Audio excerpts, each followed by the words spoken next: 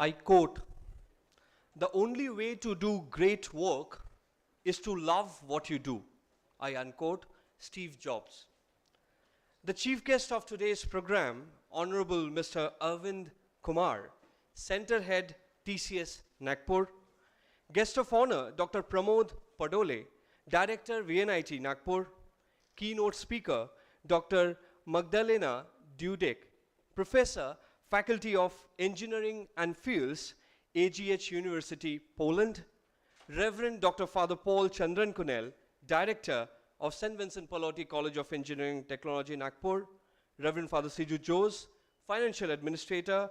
Professor R.B. Govardhan, Institute Mentor. Dr. Surendra Gole, Principal of the College. Dr. Pramod Lanjevar, Honorary Program Chair of the Conference. Dr. Sushant Satputle and Dr. Minaj Ahmed, Conveners of the Conference. Distinguished Dean, Head of the Department, in charges, faculty members, and my dear students. A warm good morning to one and all.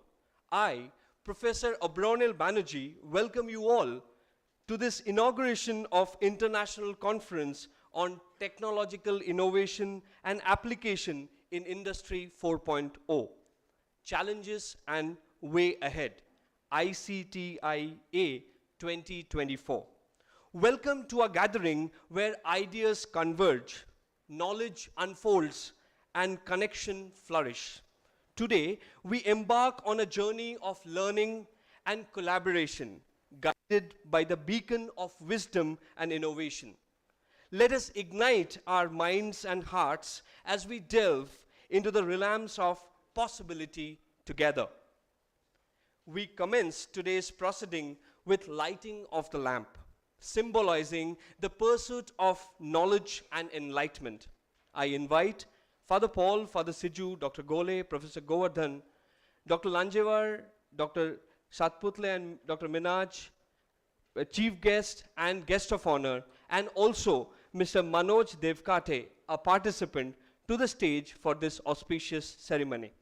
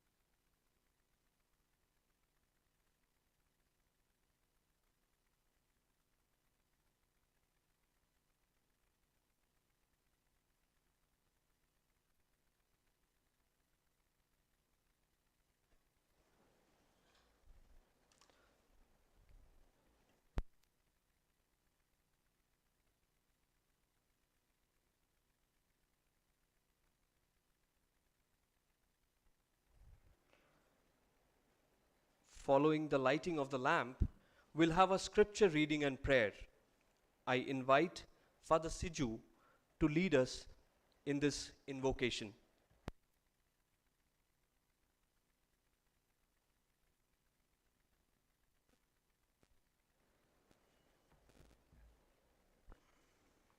Kindly rise.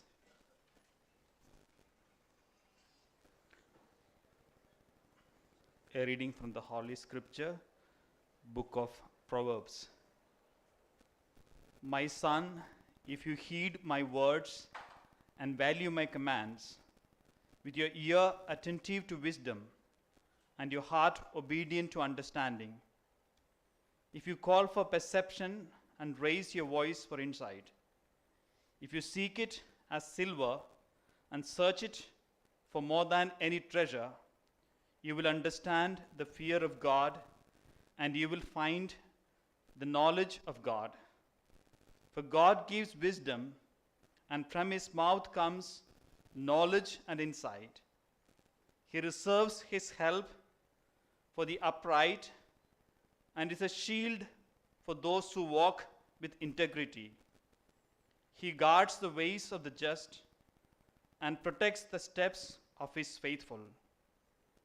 Then you will understand justice, discernment, and integrity, and all that lead you to happiness.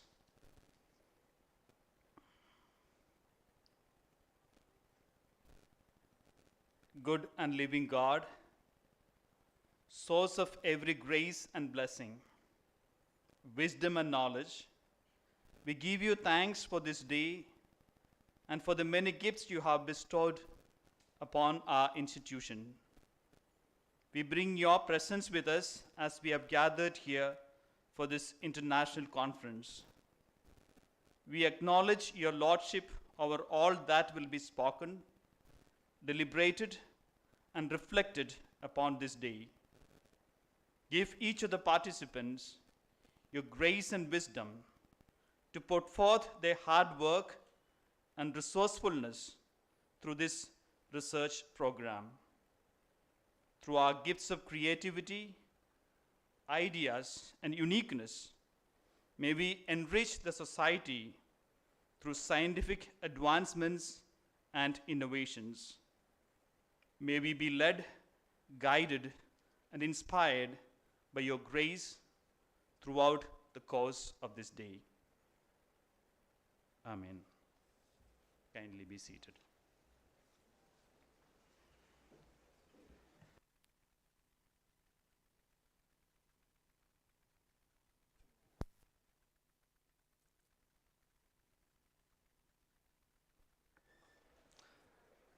Thank you, Father. I now invite our Director, Father Paul, to welcome our Chief Guest, Mr. Arvind Kumar, with a sapling.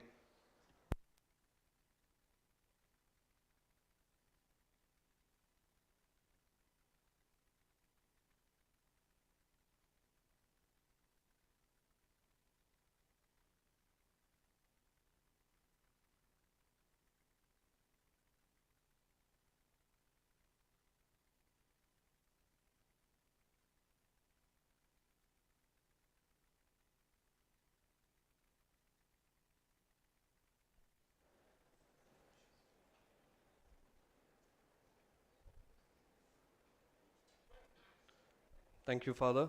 I now invite Dr. Surendra Gole, Principal, to welcome our guest of honor, Dr. Pramod Gole, a sapling.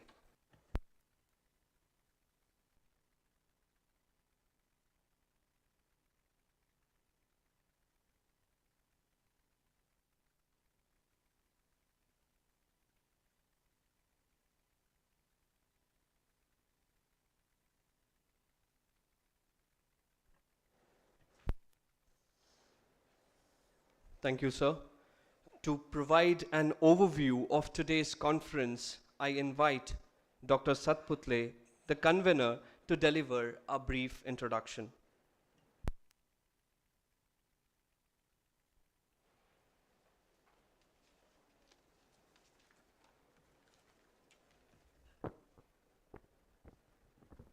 Thank you, Professor Abronil.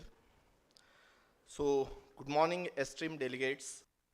As the convener of this conference and head of the Department Mechanical Engineering, it is my privilege to extend a warm welcome to each one of you for two-day conference on International Conference on Technological Innovations and Applications Industry 4.0 Challenges Way Ahead.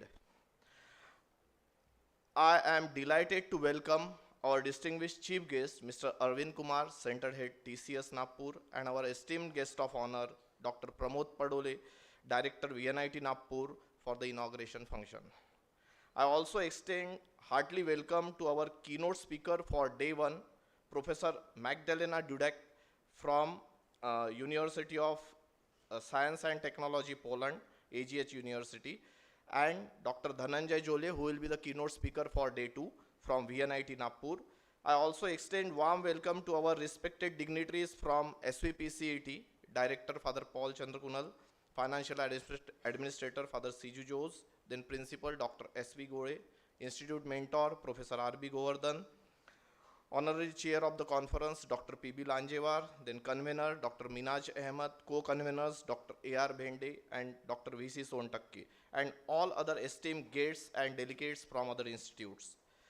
I extend heartfelt gratitude to our associate partners, Taylor and Francis, CRC Press, the Institute of Engineers, Conditioning Monitoring Society of India, ISHRE, our industry partners, sponsors, Sangvi Industries Butibori, Icon Elevators and Electricals Butibori Nagpur, and Sirafi Nagpur for their invaluable supports. The theme of the conference, Technological Innovation and Application in 4.0, Challenges Way Ahead, provides a platform for policymakers, academicians, and researchers to share insight and advancement in the field of Industry 4.0. For Fourth Industrial Revolution signifies the integration of advanced technologies into industry processes, revolutionizing various industries. However, it is also poses significant challenges for sustainable development. Aligned with Make in India and Samarth 4.0 with the initiative of Government of India, the conference focuses on 4 tracks: technological innovations, application in Industry 4.0, challenges in Industry 4.0, and the future of industry revolution. I am pleased to announce that the conference is having 2 categories. First one is published by Taylor and Francis, CRC Press, which will be sent for Scopus indexing. In this category, around 133 papers from all over India and abroad we have received, out of which we have selected 86 papers, and finally 60 are registered for the same category, and the book will be published by Taylor and Francis and will be sent for Scopus indexing.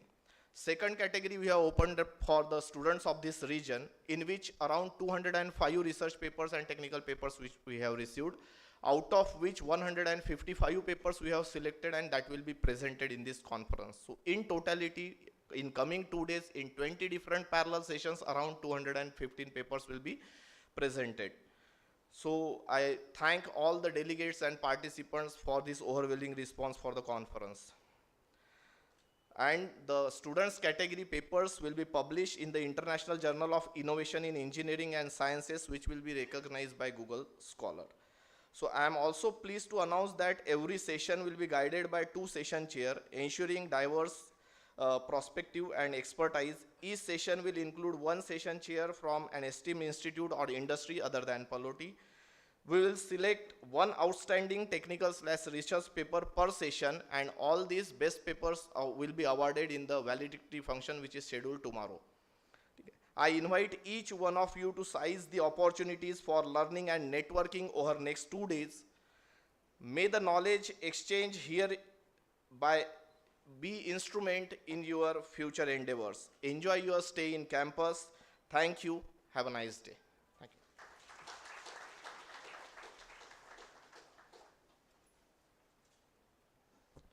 Thank you, sir. I now humbly request our director to address the gathering.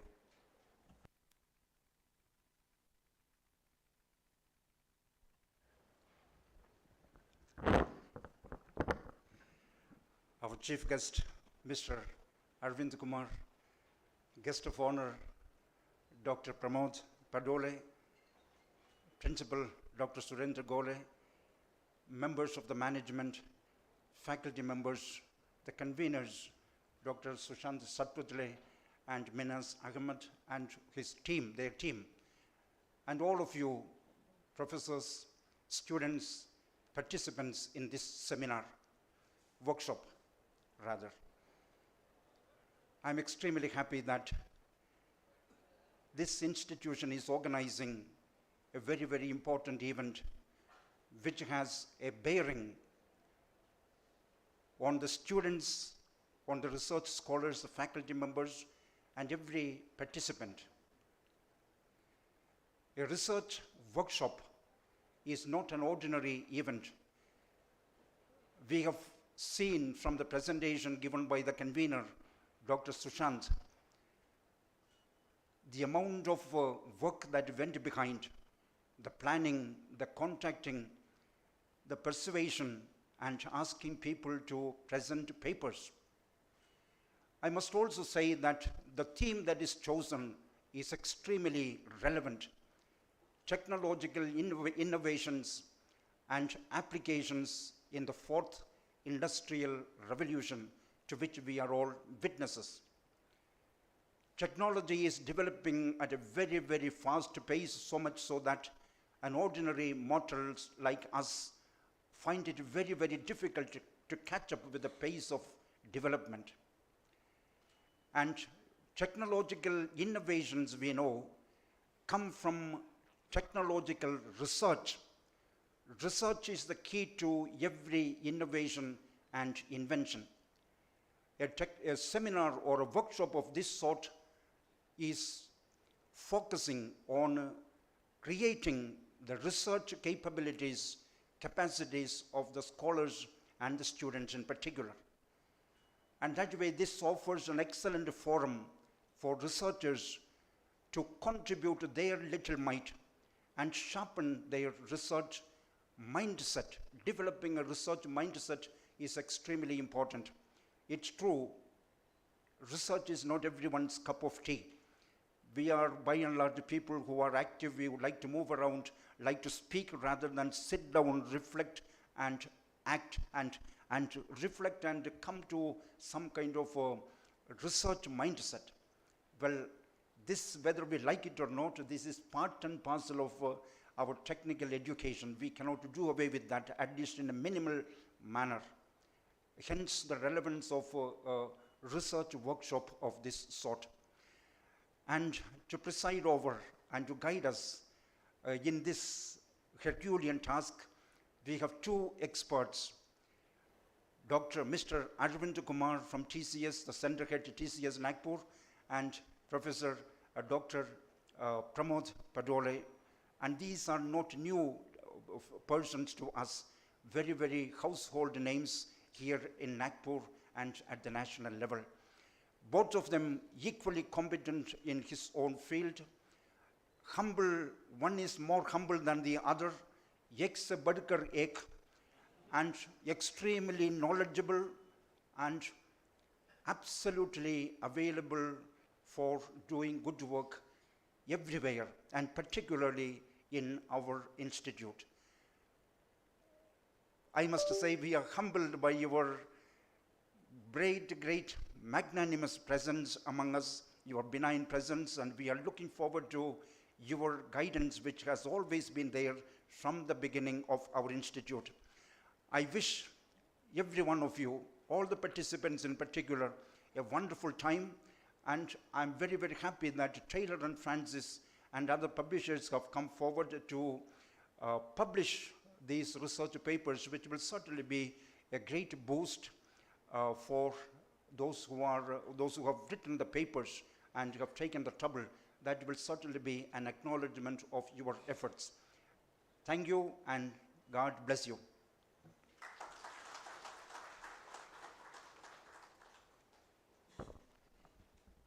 Thank you, Father. I request Dr. Gole to introduce our esteemed guest of honor, Dr. Pramod Padole.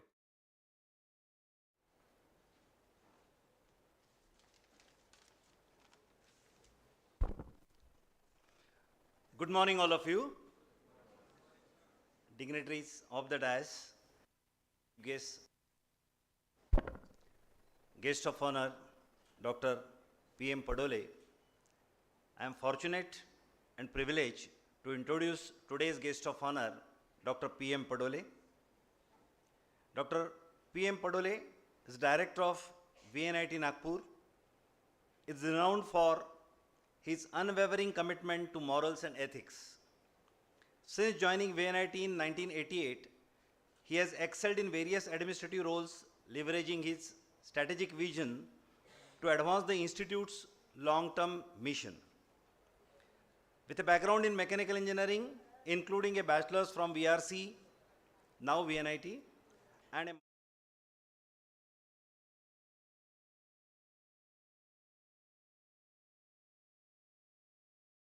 systems, machine design, finite element method, biomechanical engineering. He has guided 17 PhD research scholars and 50 MTech students. He has 4 patents and more than 160 research publications in reputed international and national journals to his credit. Professor Padole's impact extends beyond academia. He has undertaken research and consulting projects funded by prestigious organizations developing technologies for rural upliftment and medical advancements. Recognized with the awards such as Academician Par Excellence and S&T Innovation Award, he is esteemed for his contributions to product development, technology transfer, and rural economic development. As the president of Biomedical Engineering Forum, Professor Padole champions community-focused research, exemplified by his work on medical implants and rural technology. His leadership has elevated VNIT's profile, evidenced by recent accolades, including the Green Champion Award. Driven by a passion to serve, Professor Padole's multifaceted contribution epitomize his dedication to advancing both academia and society, leaving an indelible mark on VNIT and beyond. Apart from the formal introduction, he is a very good sports person, had been represented his college as a student as well as teacher in cricket, and a very good person by nature, having excellent interpersonal skill.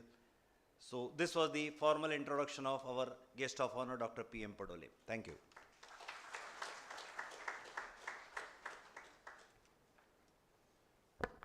We are privileged to have Dr. Padole sir with us. So I request him to address the gathering. Let us welcome him with a round of applause.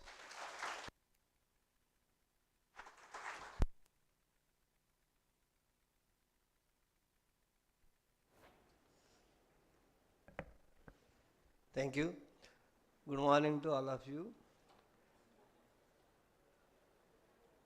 Father Siju Jose, Father Dr. Paul, Director of the Institute, Principal Professor Gore, Chief Guest for today's function, and my friend Mr. Arvind Kumar from TCS, Raju Govardhan, who is my colleague and friend, Professor Sushant, who is the convener for this 2 days conference, other dignitaries of the dais, my student friends and the participants for this 2 days international conference on technological innovations and applications in Industry 4.0, challenges and a way ahead.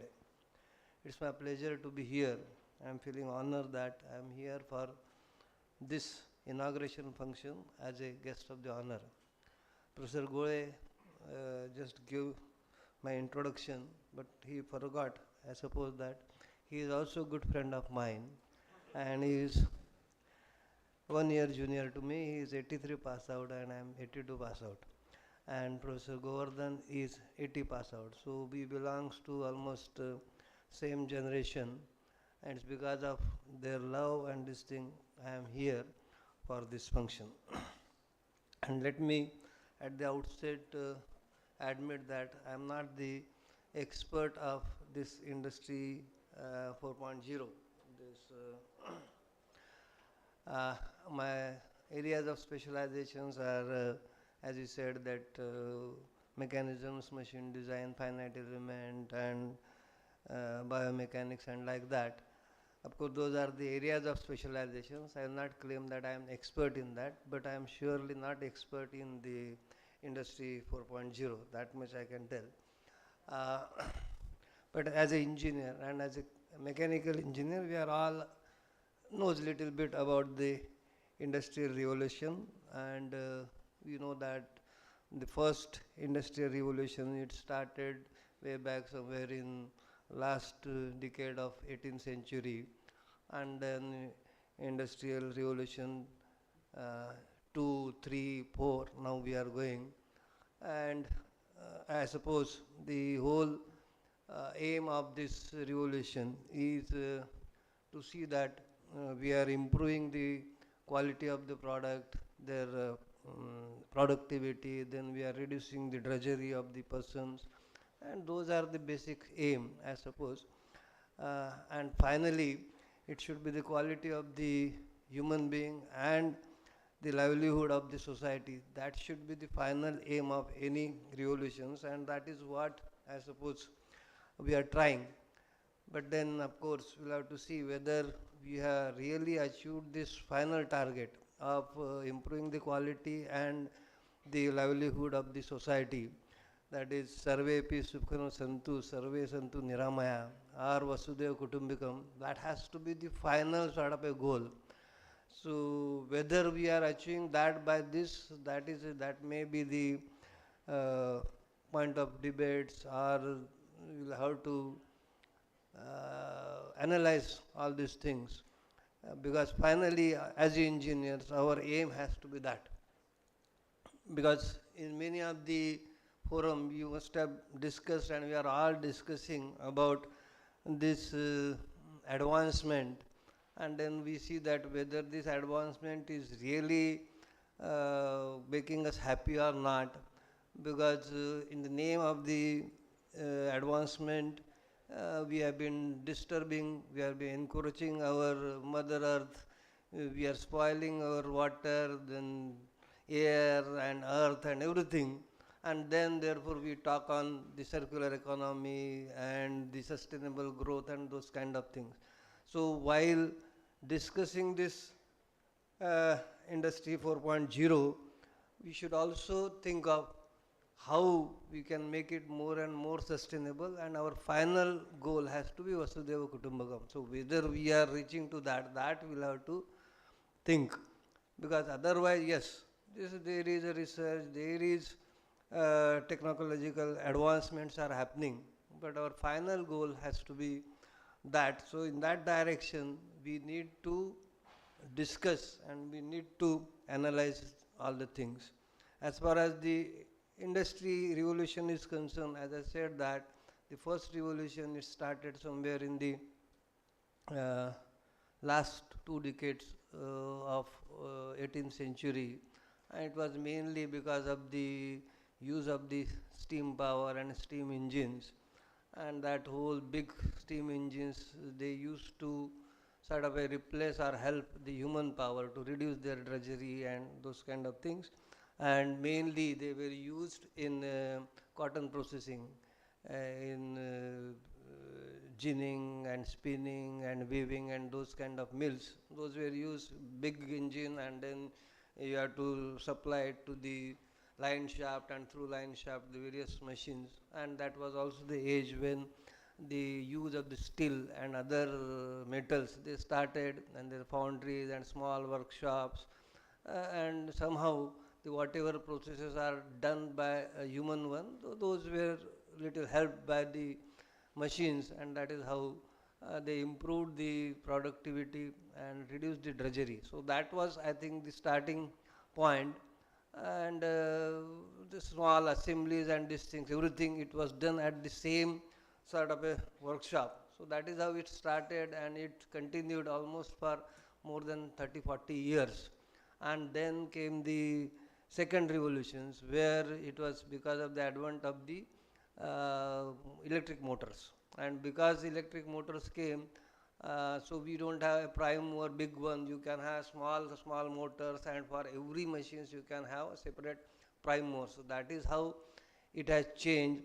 And then the use of the conveyor, then assembly line. So first I thought of a conveyor belt conveyor was used in a slaughterhouse, just to carry these goats and do the further processing. And then the assembly lines, those who are from the industrial engineering, they are knowing better than me that how these assembly lines were used. Then it was fixed kind of things, but then that is mainly for the mass productions. And earlier, as I said, that everything was done at one place there, but then you can have the different components at different places, and then you do the assembly. So that has further, I think, improved the productivity and the quality of the product. So that was sort of a second, I think, revolution. And then the third come when maybe this, of course, it continued for more than 20-25 years. And then somewhere in 1970 and this thing, the third one, where the computers and these things, that came into picture. So a lot of computational practices and the devices they came, and then we started using the CNC machines, vertical machining centers and other kind of things. So, and of course your this assembly lines, they were also then later on supported by the robo, and this assembly line which were earlier for a particular product, now they become, you can make it little flexible for this product, that products, and the whole of these things were mainly used in automobile engine industries, and a lot of assemblies and robots, those kind of things. So I think that was a third sort of a industrial revolutions, and it also continued for more than 10-15 years. This I am telling you because how the things are changing fast, that you should understand. And that time the robo and some mechanisms and other kind of mechanized things were used. And then we enter into this industry 4.0, wherein more and more use of the data, because the computational things, that becomes very easy. I remember that when we were doing the our PhD and research work, this what you call that, regression analysis, that used to be very difficult sort of thing. There has used to be one chapter on that, that if you have got these many nonlinear equations, how to solve it and how to do. Now that has become just a fraction of second you can solve it, so there is no chapter needed for that. One line is good enough that we did the regression analysis, this is the data, and that is a sort of analysis. So much of thing has changed, and you have got now so much of data available, you can quickly do it, you have got so many sensors that you can use. So the things of IoT, you can simulate the everything on a computer, and then the robots now which are used, they have got their own intelligence which was not earlier there. So the things are changing so fast. Now you can do the digital twin, you can just sit in your cabin and you can control the whole factory, you can see where what is happening. So many sensors and other things are there. So this, I suppose, is industry 4.0. The situation is that there are so many mechanized systems, the robots are there. Earlier they were not having a sort of a intelligence, now they are with intelligence, and there you are also part of that. So system is like that. I was just listening to TCS Sangam few months back, and there I think that technical head, he was discussing what kind of scenario we shall be facing, will be facing, and today it is something like that. There are machines, there are robots which can think little bit, and there is a person who is also thinking little bit. So if you are seeing from the third person, third eye, these systems are there. So you can consider yourself also as a one of the robots for others. Only thing is that we are wearing these things, they may not be having those kind of clothes, but this thing is like that. So that kind of situation is there in industry 4.0. So lot of data that you are using and you are analyzing everything. And maybe the start of this industry 5.0 is that, because what is missing in industry 4.0 is the ethics, values and emotions. That is not there with the robo and the mechanized systems. So perhaps the attempts will be made that with that robo which can think little bit, that will be also having sort of emotions, so that he will not take a decision like that. He can also think like a men and women. So and so that kind of scenario may be there in industry 5.0. So these are the things happening. But again, what is more important, particularly for the students, that in this scenario you have got the infinite sort of opportunities available. But the thing is that, as I said, that the first revolution, it went almost for 40 years, 30, 35 years, 40 years, then second for slightly less than that, third is for 10, 15 years. Now fourth maybe for years, and it will change immediately. Lot of technologies are coming up. And so just getting a degree and then thinking that that degree will give you good life throughout your life, that is not going to happen. So you will have to go on learning, your skilling, upskilling, learning, and what is more important is unlearning. Learning is one part that you can do, but what is difficult is unlearning. And for your generation, unlearning is very, very important because the technologies are changing so fast, so that will become obsolete within 2 3 years. So whatever you have learned, you'll have to remove that and you have to learn something more. So that I think will be the key for your success. And that you'll have to do. And that of course you'll be doing it and you'll have to do it if you want to be successful. So just to give more emphasis on that, so that when you'll be going out of this hall, you should remember this thing, because many times what happens, if I tell or anybody tell, you just forget. But if I tell this in the form of a story, then perhaps you can remember that. So there is a story which I must have shared in other places also, but I will just, for the students, I will share that small story.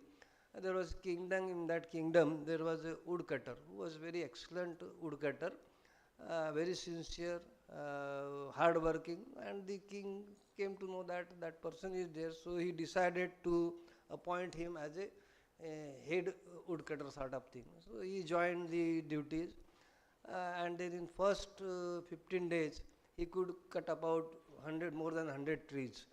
Then next 15 days he could cut about 60 70. Next 15, that came down to almost 30 40. So he started thinking that there must be some problem with me, that I am not in a position to do the things with whatever efficiency I should do it. He was sincere, so he went to the king and he said, sir, I am sorry that I am not in a position to do the work as per your expectation, so you can just relieve me. The king was also observing, he was knowing that he is very sincere person. So he said, no, no, you continue. What is the problem? He said, I don't know what is the problem, maybe my health is deteriorating, so I am not in a position to do it. King said, okay, you continue and just tell me that when last you have sharpened your axe. So he said, I have not done it. So you do it tomorrow and then we will discuss this thing. So next day he sharpened his axe and he started working. Again in 15 days he could cut 100 trees. So the moral of the story is, you will have to keep on learning. You will have to keep on sharpening your brain, eyes and everything. If you do that, then only you can become a successful. Right? So because all these qualities are there. Swami Vivekananda said that you have got all the qualities, you have got all the virtues. Only thing is that you have to identify that, and once you identify, you set your goal and move toward that. Still you are not getting that goal. That you have to understand. So everything is there. Then only you can reach to your goal, you can reach to the top. But again the question is, why you should reach to the top? What is the purpose? Whether just to show others that yes, I have got this power, that power, I am earning money and this kind of things. That is not, or that should not be the aim.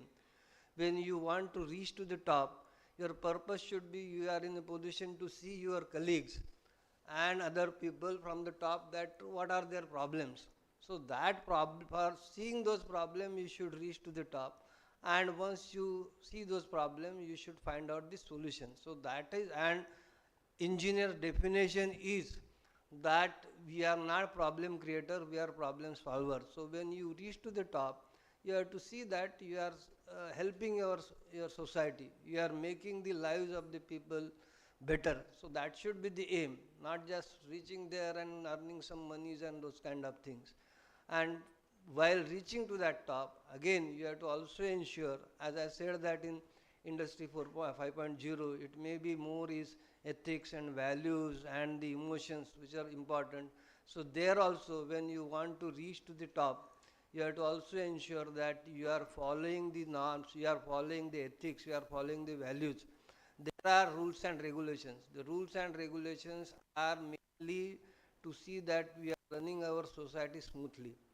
In fact, in ideal situations, those rules and regulations should not be there. You should go by those things are in fact not required. But those are there because our society is big, so you have to ensure that there is smooth running. So for that, these rules and so you should follow rules and regulations, but following rules and regulations doesn't mean that you are following ethical values.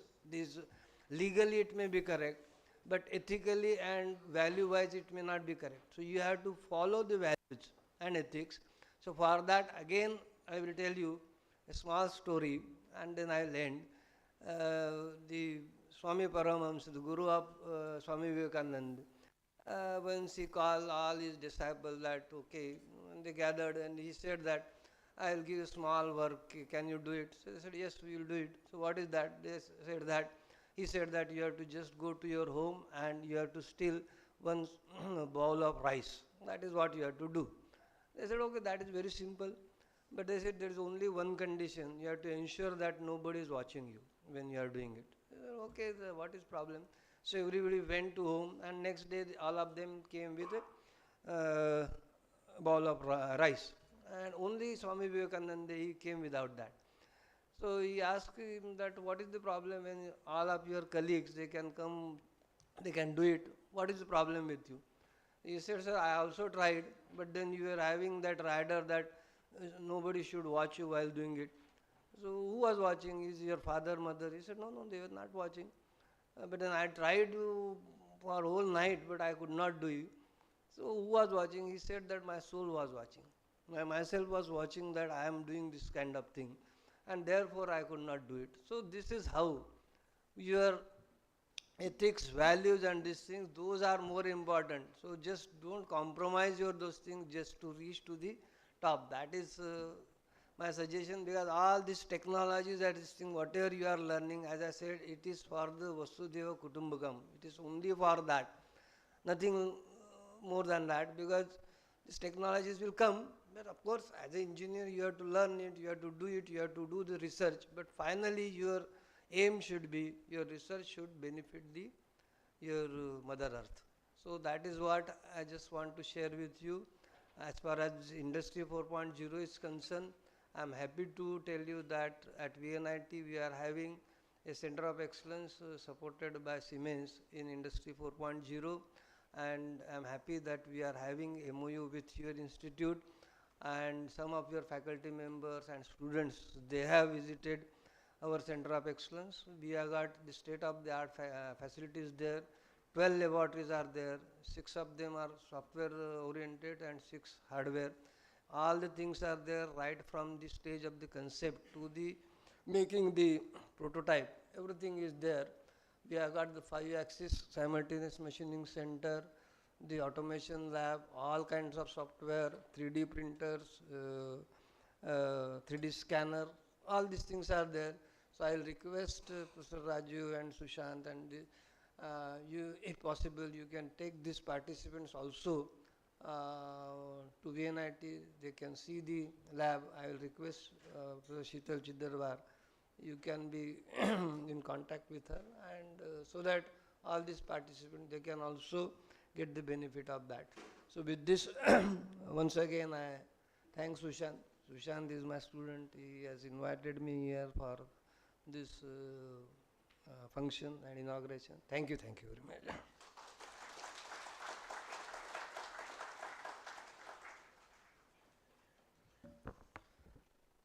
Thank you, Padole sir, for sharing your insight and perspective on learning, unlearning, and relearning. I now request Professor R.B. Govardhan to introduce our chief guest, Mr. Arvind Kumar.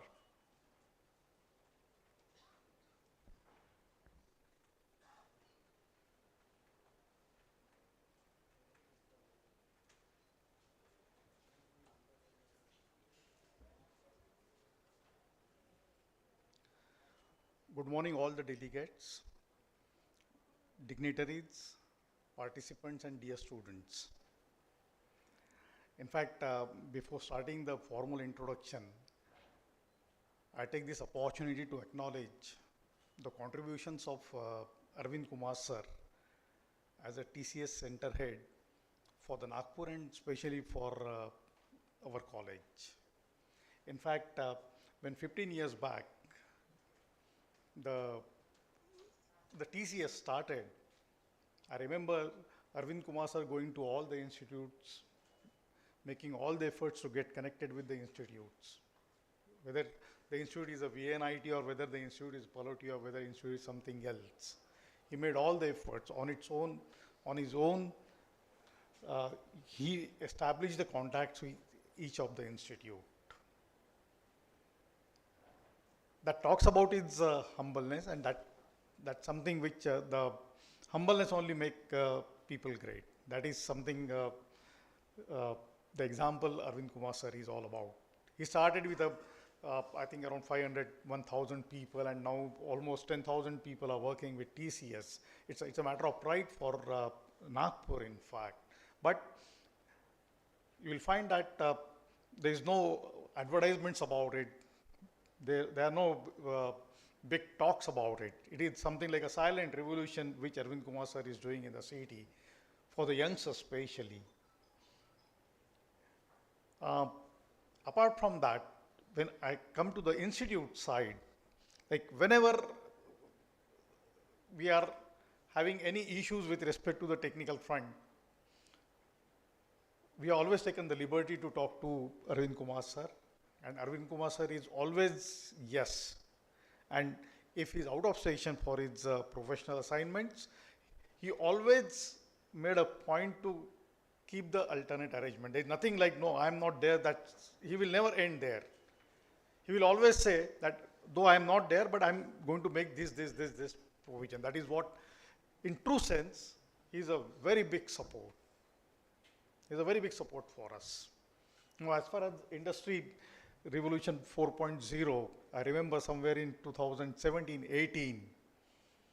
In fact, he is a man who brought all the industries together, all the institutes together, and the students, the faculties and the people from the industry, and the live problem of the industries were thrown open to the students and the faculties as a part of the getting the solution, and that competition was organized in collaboration with the CII.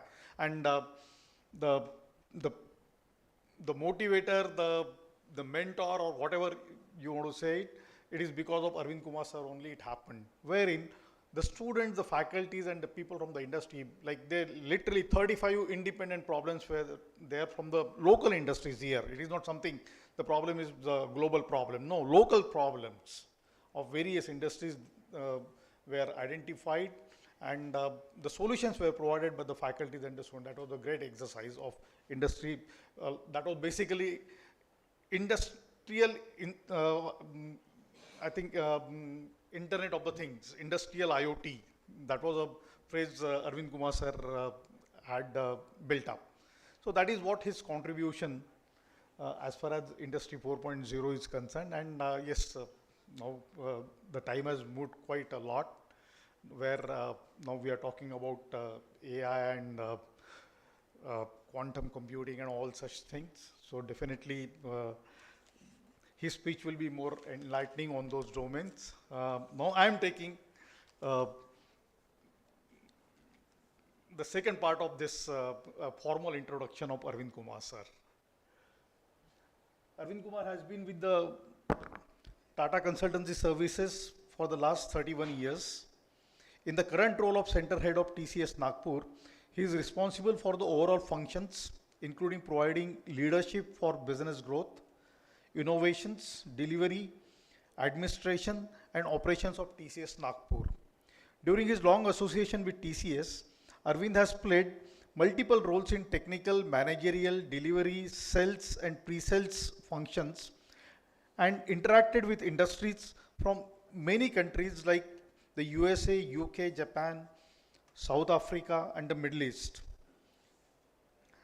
Under his leadership, the TCS team has delivered success and brought innovative business models, products, and solutions. He is known to nurture his team, realize their potential, and develop leaders. He is actively involved in many technical and professional associations and communities. He is the board of governance and academic senate of many engineering institutes. Arvind has held the position of vice chairman and subsequently the chapter chairman of the Computer Society of India. Similarly, he was vice chairman and subsequently the chairman of IEEE Nagpur subsection. Last year, he was the chair of industry relations in the IEEE Mumbai section. Arvind was also a jury member for many years at Tata Innovista, an innovation platform for Tata employees. He has done his BTech in Computer Sciences and Engineering from IIT BHU, Varanasi in 1992. In fact, recently, IIT Kharagpur alum, he has become the director of IIT BHU, Amit Patra, happened to be my good friend. Thank you.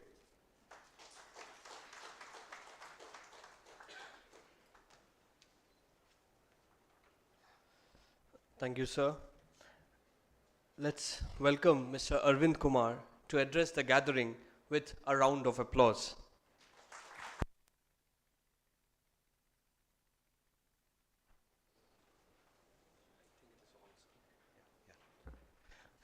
Thank you, Professor Banerjee, and thank you, Dr. Govardhan, for a wonderful introduction. And I express my gratitude to all of you, Reverend Dr. Paul, Dr. Gole, Father Joseph, and Dr. Sushant, and Dr. Pramod Padoleshar, all of the deans, the faculties, the researchers, all the students.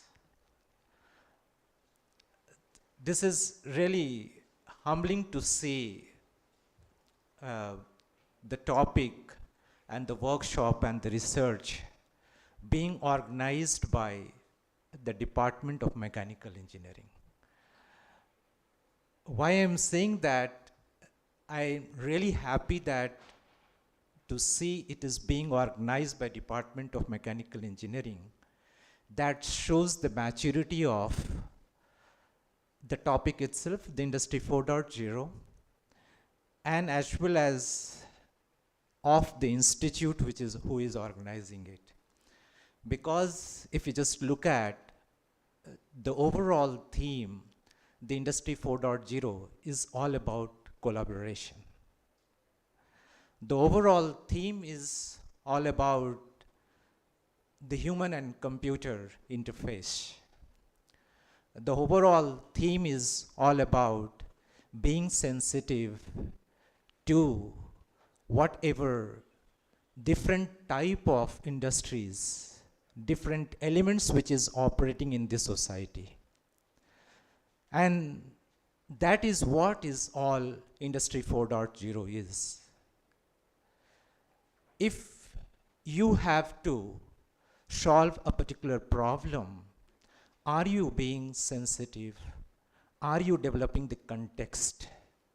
For example, if you are working on a problem statement which has an application in the mining industry, are you actually going to WCL which you have an access to?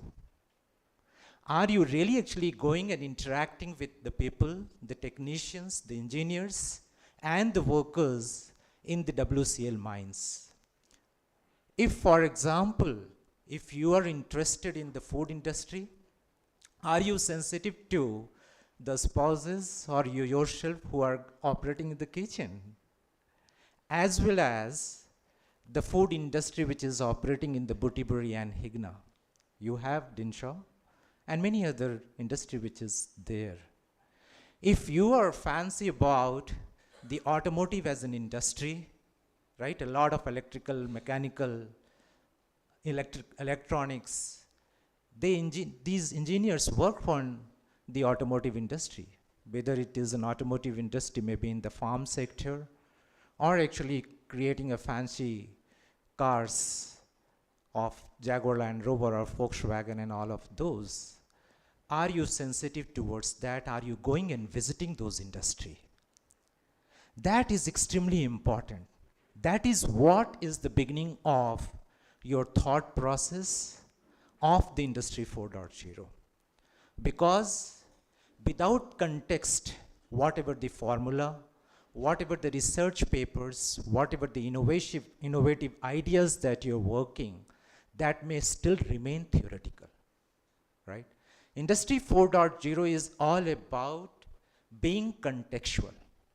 The contextual mastery is what actually will lead to understanding of some of the gaps that is there in that particular industry. And if you understand those gaps in that particular industry, that is the origin of the research ideas, the research thought process, because rest of the elements was already there with you. Rest of the elements that is already there with you while you are growing up as an undergraduate to graduate to PhD or as a research fellow and being as a part of the teaching and industry community. That is already there.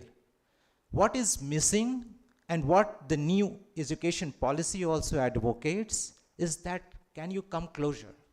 If you come closer, between the industry or whatever the stakeholders and in academia, then in that case, you would be solving the real problem. And that's where actually it is that technology, innovation, and applications in industry. These 4 keywords is there. I think there is a meaning when actually some of the organizers should have put these into one particular phrase. There is a element of a technology which can come from the IT, which can come from the electronics, right? Or the certain methodology which could be coming from the mechanical as a methodology process. And then actually, are you sensitive to the industry needs? And how these are getting applied, or what is the missing in the application itself? That is extremely important. Because today, whether you want it or not, the COVID was disruptive in many sense. It was destructive as well in many sense. But what it has done is that it has leapfrogged each one of us in our respective role multi-years ahead. Multi-years ahead. As a teacher, you have seen it. The method of a teaching, the method of an education itself has changed.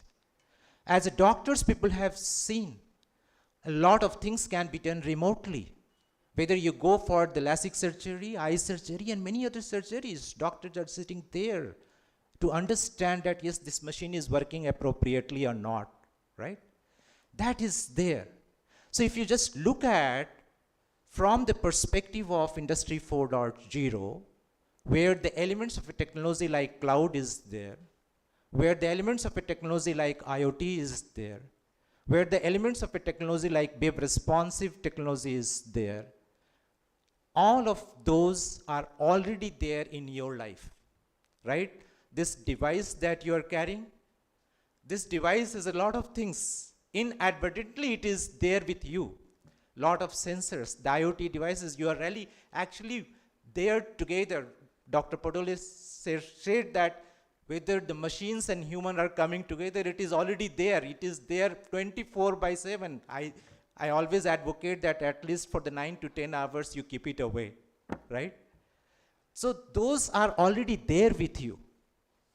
How do we make the best use of it?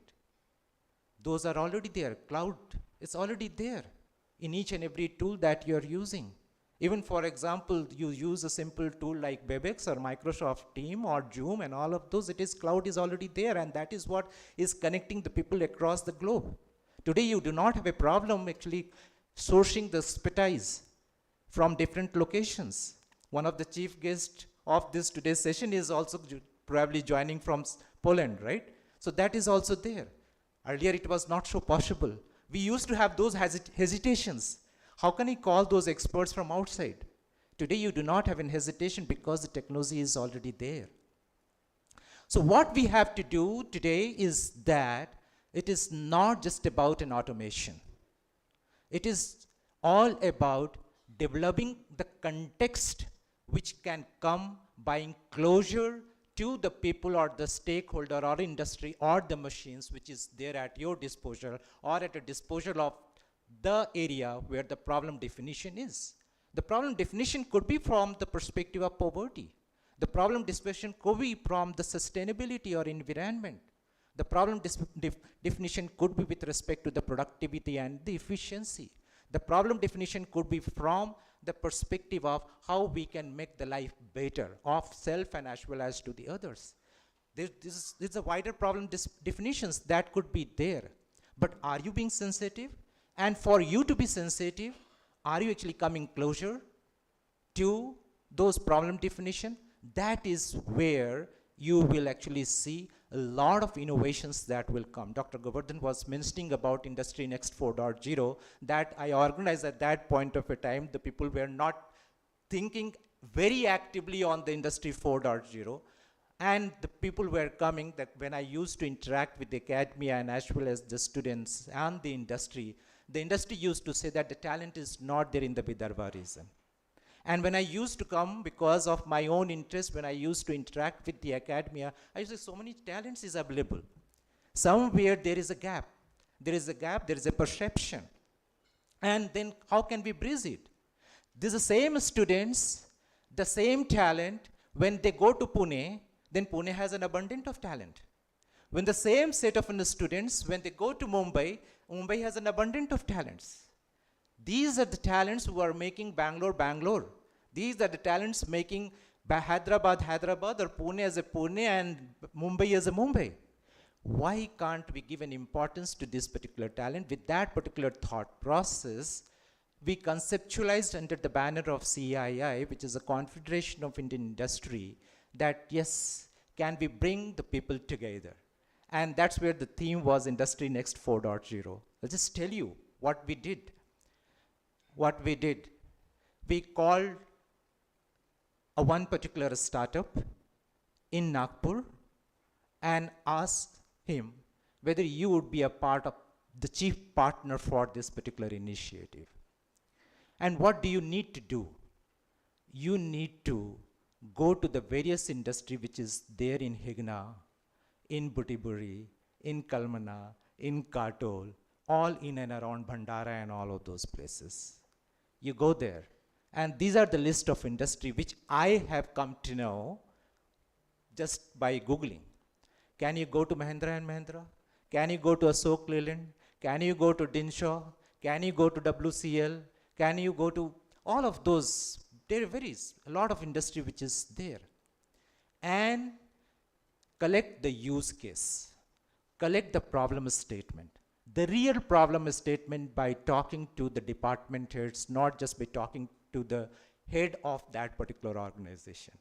If you really go and talk to those department heads, they will tell you that what is the problem that I am facing, for example, when I am there on the shop floor with all those boilers and turbines and engines and all of those which is there. They will tell you the real problem. If you go to the Dinshaw, they will tell you what is the problems that I am facing in this food industry in this particular store. Or for example, when my products move from one location to the another location, which is just could be a supply chain problem. Do and go and capture it. You understand? A lot of first things that I had to solve was the hesitation or the egos. That's a human problem. Human problem because how can he go there? How can he talk? If you solve this particular issue, how can he talk? And removing those egos and hesitations within you, I think half the battle is won. So that took me 2 months to capture, as Dr. Govardhan was saying, 39 problem statement from 39 unique industry in Vidarbha region. When I say not Vidarbha region, it is Nagpur region because that was the axis, right? And then only thing that we did was mask the name of that particular industry, because I would not like to tell what is Mahindra and Mahindra facing a challenge and then Ashok Leyland actually make an advertisement out of it. You understand, right? So we had to mask that. Security and safety of the information and the problems was extremely important. We deliberated further into the use case, expanded it, and then I requested the directors and the principals of the various colleges that can you come to TCS office? We have certain interesting things to share. And out of that discussions, I think all the directors and principals who came there, they said it's a unique initiative. And they bought into that idea. And okay, yes, what you have to do is that you have to form a team of at least 4 to 5 students and mandatorily 1 faculty, because collaboration, I am especially collaboration with the different stakeholder is extremely important, right? Anyway, the students will go to the faculty. And then actually principals and the faculty also, that industry should do something for the faculty. Multiple things was getting addressed, right? Okay, faculty should also be a part of that team along with the students. And then we went through all the 39 problem statement in one of the hall with those students and the faculty together, explaining that if this particular problem statement has come from a mining industry, this problem statement has come from the automotive industry, this problem statement has come from an IT industry, this problem statement has come from a defense industry, so many industry that was already there. And we asked them to come out with the industry 4.0 solution, which could be using some of the technology, cloud, or for example the IoT, or certain higher degree of an automation, or we talk about an intelligence, which is an artificial intelligence, right? Let me just tell you, all the teams, I think it was around 63 teams that participated. All the teams came out with a wonderful solution, both as a physical model and as well as the digital model. I could see the energy, I could see the innovation, I could see all these practical issues and the practical applications. And we went through the rigorous jury process, the first level and the second level, and we had the finale. It was a wonderful experience for me, and it was wonderful experience for all the industry that talent is there, here, in and around us. That was a major achievement. So if you look at today, the advent of an AI, the artificial intelligence that we are talking about, and we have two set of the people that, yes, one is very optimistic towards the AI and a lot of people are pessimist towards the AI, right? There are two brackets always. There is an AI optimist and there is an AI pessimist, right? AI अच्छा करने वाला है या AI बुरा करने वाला है? AI से जॉब जाएगा या AI जॉब क्रिएट करेगा? अभी भी बहुत सारे solutions नहीं है. There is so much of confusion which is there, right? Only thing I would like to tell that just like cloud or IoT or web responsive technology, AI is also a tool, right? This tool, just like the other tool, is going to coexist with you. How do you make use of the AI or Gen AI to assist you, to augment you, or to transform? These are the way actually you need to look into. For example, if there are bankers in your house and the family, go and talk to the bankers or the financial analyst or insurance agents.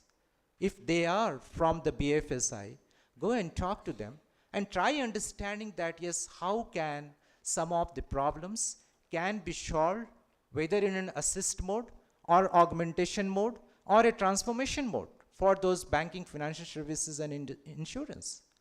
If, for example, there are people who are working in different kind of factories and the shop floors in and around Nagpur that is there in your family, go and talk to them. What are the problems they are facing with respect to the boilers and all the heavy machineries and the turbines and the different methodology and the processes which is there in the shop floors? And AI can be used to assist them? Digital twin that Dr. Padole talked about, right? There is a digital twin everywhere. In education also, every department has a digital twin. Even like, for example, the ERP that you use, SAP or in-house ERP or Salesforce, there is a digital twin that is there. Finance department has an SAP FICO as a digital twin. Or for example, human department, human capital management department has a digital twin that may come as an SAP success factor, or customer relationship management, things that Salesforce is there. Digital twin is already there. Whether you like it or do not like it, it is there everywhere as a student, as a human being, and as well as this digital twin is there, right? We have all the enablers. Today, for the payment, today itself, actually, my wife was saying that, yes, can you bring those 5,000 rupees because I have to pay? Okay, you have the Google Pay. You understand, right? That's what is the era that we are living in. We do not actually, we cannot live without this particular device today. Every single person, I am pretty sure, which is there, and that's the reason, if you look at this technology has enabled even the government to launch the Jan Dhan Yojana. Do you really think that Jan Dhan Yojana program or Ayushman Bharat program that can be launched without the technology? Without technology, direct benefit transfers and all of those cannot happen. Okay? In fact, TCS played an important role in Jan Dhan Yojana, Ayushman Bharat, or even, for example, the third-party transfer that happens through the banks, the NEFT, RTGS, or, for example, the e-postal network that we see, the transformation of the post office that we have seen, right? These are all, it's an example of how technology has already got into. It has got into. We may not realize. It has already got into. So, my suggestion and recommendation is that look into all the different tenets of the Industry 4.0 and show is the artificial intelligence or Gen AI into 3 modes. One is in the assist mode. Can this AI help you as an assistant? For example, as in students or the teachers. You actually, if the Gen AI, whether it is an Copilot or Gemini or Meta AI or DAL AE and all of those, if they are able to generate code, ask them to generate code. See, whether you tell them or do not tell them, the intelligent crowds which is there, they will do it. If for it's what you need to ask them further as a teacher to the students, that can you compare and contrast the code which has been generated by the Copilot and Gemini and Meta AI? I think there would be, because just like 2 students, just like we 2 industry people on the same problem may be able to generate different kind of solutions, right? Those compare and contrast is what is important. For example, one set of programs which has been generated by one of the Gen AI, right? What are the various test scenarios it should go through? Quality check, right? Without quality check, it cannot be go into the production, right? Can you ask these Gen AI tools to generate the test scenarios, right? You got a repository of the test scenarios which you was not able to think, which you was not even able to actually generate with the help of the expert. Today, there are 4 or 5 experts which is there at your disposal. Instead of cribbing about it, make use of those experts, right? For example, if you are fanciful of those games, playing all those digital games, can you create a new games? Yeah, Mario and COD together. Create games which has a combination of a Mario and COD, right? Create, you understand, right? All of those are being used any which way in the world of the entertainment, music, art, dance, many such things that is already being used. So instead of craving it, use those technology for something that you're passionate about, right? For example, if you're really fanciful of certain car, create those Gen AI to create a new design for whatever the cars that you are dreaming and aspiring for and probably going to build for.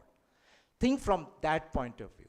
So what today and tomorrow it is going to happen is that all the industry, whether it is an IT industry or the manufacturing, food industry, they will have an approach that will be known as AI first. This is what probably going to happen. AI first. How can AI help me in teaching? How can AI help me in doing a research?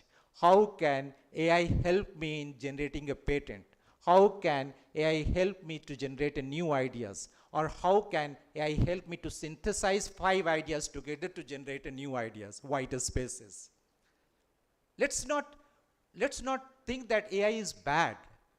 The tools is there at your disposal to make best use of the tool. At the end of the day, general intelligence cannot be beaten by artificial intelligence. With this note, I wish you all the best and have a wonderful sessions all the deliberations and the workshops in the next couple of days and hours. Thank you.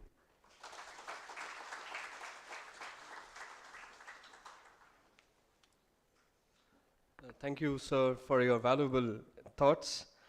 I now request all the dignitaries to come on the dais to unveil the conference proceedings.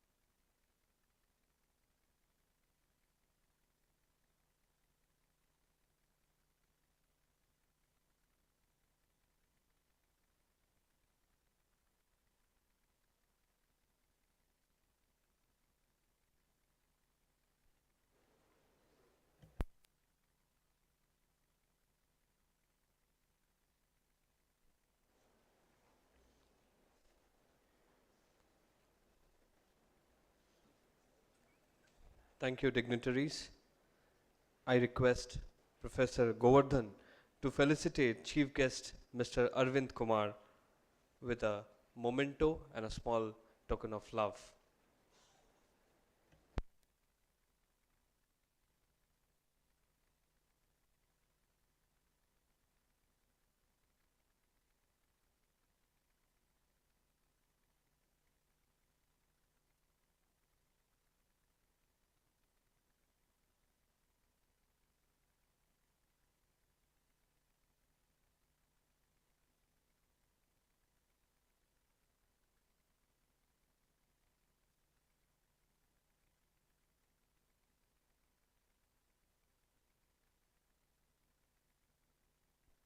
Thank you, sir. Let me now invite Father Siju to come on the dais and felicitate our guest of honor, Dr. Pramod Padole.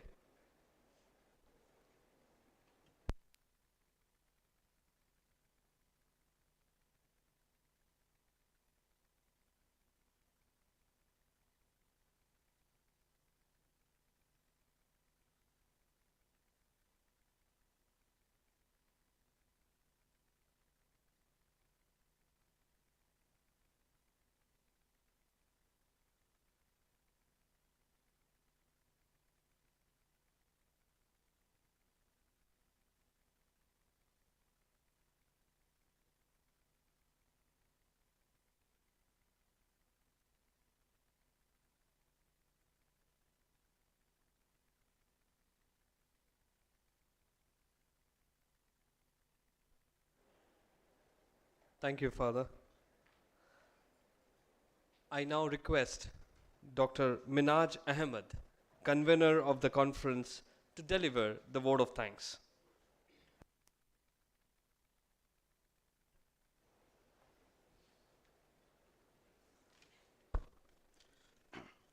It is with immense pleasure and gratitude that we extend our heartfelt thanks to all the esteemed dignitaries, guest speakers, and participants who have contributed to the success of the International Conference ICTIA 2024.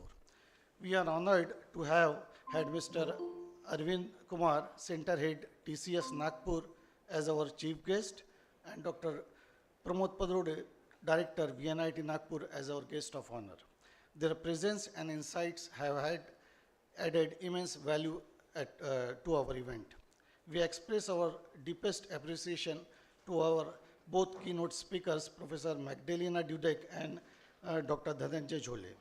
A special thanks to the management of St. Vincent Polity College of Engineering and Technology, including Dr. Father Joy, Chairman, Nagpur Palatine Society, Dr. Father Paul, Director, SVP CET, Father James Thomas, Assistant Director, Father C.J. Jose, Financial Administrator, Professor R.B. Govardhan, Institute Mentor, and Dr. Surendra Gole, Principal, SVP CET, Nagpur, for their unwavering support and guidance.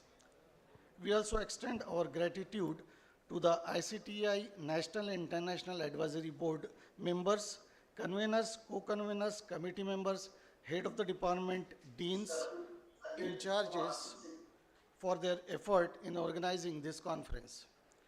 Last but not least, we thank all the participant for their active involvement and valuable contribution which have made this conference a great success. Your dedication and enthusiasm have truly made a difference. Thank you once again to everyone who has been a part of ICTIA 2024. We look forward to your continued support and participation in future endeavors. Thank you.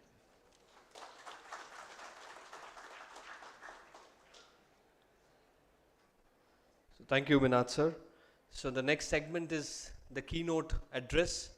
So I request the dignitaries to proceed for the high tea and the students, participants to stay back for the keynote address.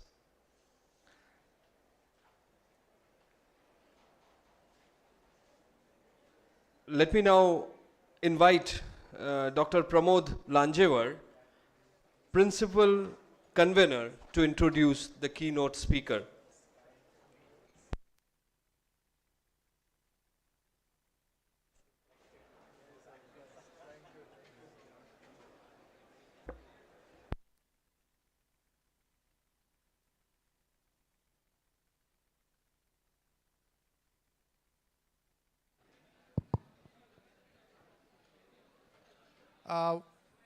Very good morning, madam. Am I audible to you? Yes, very nice. Thank you very much for invitation. I am here, I am present, so if you give me the time, I will start to talk. We are waiting. Okay. We will give a short introduction about yourself. Our Professor Lanjevar from our Department of Mechanical Engineering will introduce you, and then you can begin your session. Okay? Okay. So, a very good morning to all the participants. It's my honor to introduce the speaker of today's keynote talk, Professor Magdalena Dudek. Professor Magdalena Dudek is a faculty of energy and fuels at AGH University of Science and Technology, Poland. She is head of research team working on renewable energy sources, energy storage technologies, and electrochemical energy sources with a particular focus on fuel cell technology. She has contributed to more than 300 national and international publications and having an H index of 23. Professor Dudek has extensive experience in the development of international and national projects on the application of renewable energy, hydrogen, and fuel cells in the decentralized energy systems, as well as mobile and transport applications.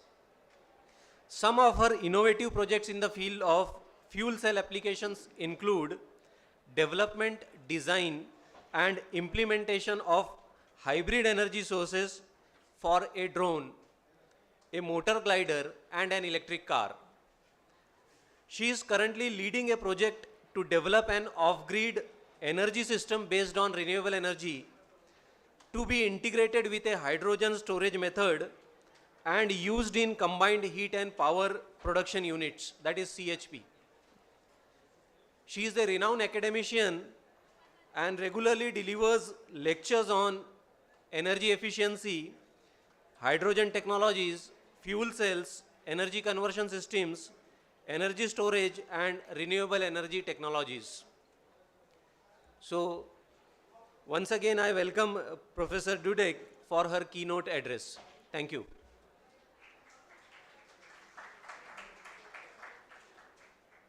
I'm glad to have a nice lecture in your such interesting conference. First of all, from my side, from my dean, from the AGH University Krakow, we wish you all success. We wish you all very nice, successful discussion, presentation, and all nice time for the conference. I wish you the best in my side and in my academy. Now I want to present. Yes, madam, you can go ahead. We are listening to you. Go ahead.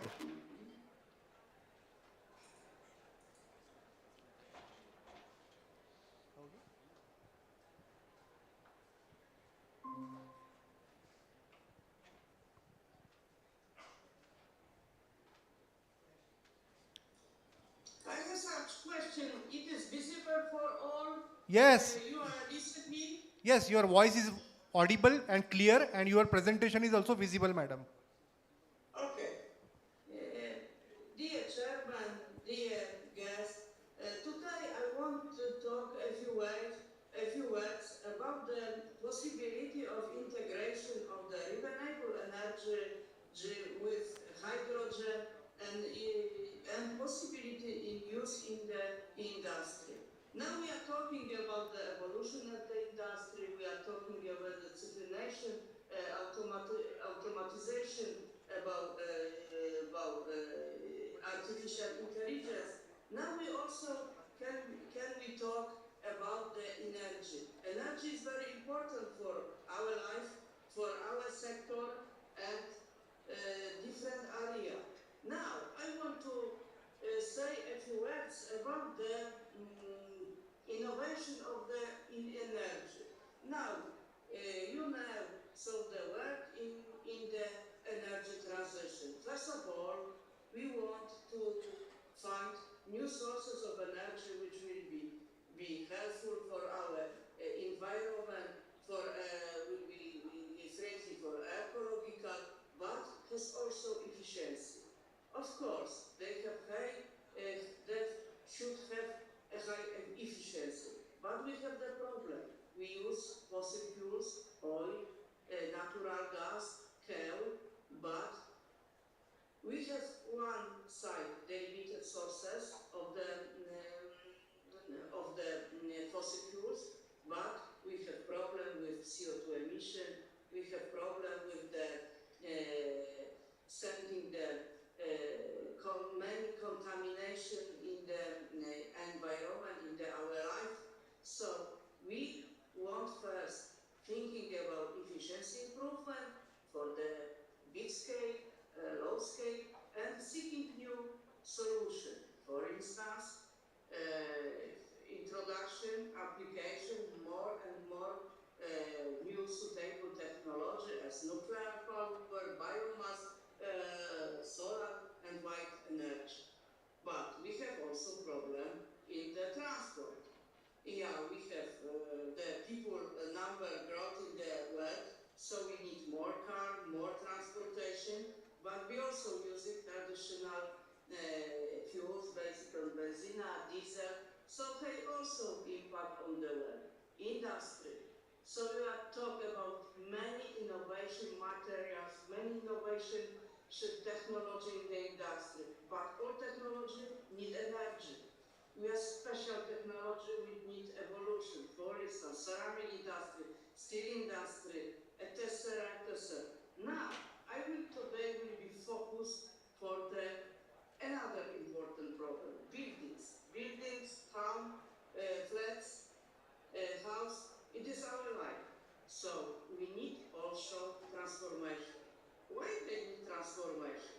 Of course, we are using some fossil fuels for the production heat, so we have a problem with low environmental emission, so we can send to our environment very dangerous toxic compounds, for instance, particular metals, etc., etc. So, and also the buildings industry, our buildings needs some improvement for the energy efficiency, especially so we need produce energy and and lowering the consumption energy. So now I will be talk about the possible integration the renewable energy sources with fuel cell and hydrogen for the application. Now, the problem of the application of the renewable energy sources of the application the hydrogen is in the big scale and also in the small scale. And can you see, this is the concept for the integration of the renewable energy sources with traditional production of energy. It can be, energy should be safe because we have limited energy sources. Yes, limited energy sources, although they are dirty or they are toxic, but also integrate new energy sources. And you see, and the next slide, I try to show a few, I want to send a few words for you about the hydrogen. Hydrogen in this century seems to be a good vector in the energy transition, in the big scale and the small scale. We talk about the production, transport and storage, and utilization. For us, it's very important utilization, but also it's important. The production will be more efficient and cheaper, and we have possibility, new method, new technology, which can be helpful for the improvement such technology. So when you see in this graph, you can see the hydrogen can be vector, can be source of the integration of different area of our industry, of different area of our energy production. You can see in the green, you can see renewable energy sources, biomass, wind power, photovoltaic generation. Of course, they produce a clear electrical energy, but have efficiency strongly depend on the climatic possibilities, about the location, about etc. problem. So when we have the situation when we have lower amount energy, or we have the extra energy when we can storage for a long time. For a long time, we can try to storage by electrolysis process, produce to hydrogen. Hydrogen will be stored in the special tanks, and hydrogen can be used in different areas, so you can see in the blue curve. So will be sent to the chemical power plants, can be sent to our house, can be sent to the transport, and also can be connection with the traditional power based on coal, based on the natural gas. It helps to lower the CO2 emission, etc. Okay, how can we storage in the energy? In the many countries, for instance, we have renewable energy sources, for instance, offshore wind farm and other sources of electrical energy. They thinking about the extra production of energy storage in the hydrogen form. Why is they choose the hydrogen form? No, because I show, so because we have possibility to storage electricity for a long term. In battery is rather impossible, because battery have the process of self-charging, of self-discharge. So battery is the solution for the short-time application storage matters. So we can focus, try to find new sources. One of the new sources can be storage hydrogen in the natural gas pipeline. Why? Not because natural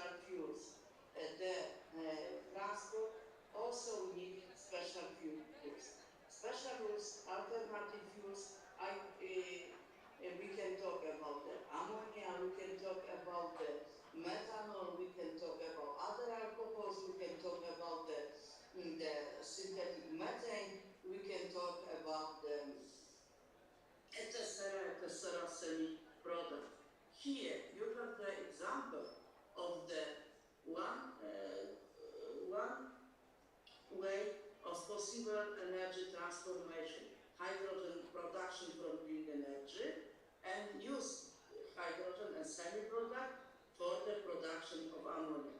Why ammonia? And I can see, I can send to you this information. The ammonia has no CO2 emission, but it will be very interesting and valuable product for the energy. So you can use the ammonia as a fuel for the gas combustion in a gas turbine. You can use the ammonia in the classical power plant. Maybe it may be different for you. So the ammonia can be always combust with the coal and etc. etc. It seems to be very interesting energy carrier, for instance, for the ship, etc. etc. What is important for the energy sector? The most in the small energy sector, in the big energy sector, nor in the transport, in our life, we have two important factors: volume density and gravimetric density. And you can see this is the difference between fuels. Of course, the classical fuels, diesel, gasoline, have a very big energy density. But hydrogen has lower energy density, especially in the volumetric density. Of course, so we can also think about using hydrogen in different areas, but it's a clean energy sources. The hydrogen can be stored in the compressed gas hydrogen. It can be liquid form and also can be transferred to the friendly fuels, for instance, liquid ammonia and gasoline. So I have shown you some experience from my group, from AGH University. So we have participated in the very interesting project. So this project was dedicated to use the CO2 coming, for instance, not only for the power plant, but also for the cement production, for the ceramic industry, from the biomass combustion, and use and the substrate, and with combination with the hydrogen to produce synthetic methane or methanol liquid fuels. The next is very important. What is the problem of our buildings, our house supports transformation? Now in Poland we have some years traditional, also in the Europe problem. So we have traditional combustion fossil fuels based on coal, based on natural gas. So can you see in this graph? First we have the fuel cell source, chemical energy source. So we have central production. So we have electrical energy transmission. And also the electrical energy is delivered with lower efficiency. This is the conventional centralization energy conversion system. When we have talked about the distribution energy system, decentralization, we have such more option.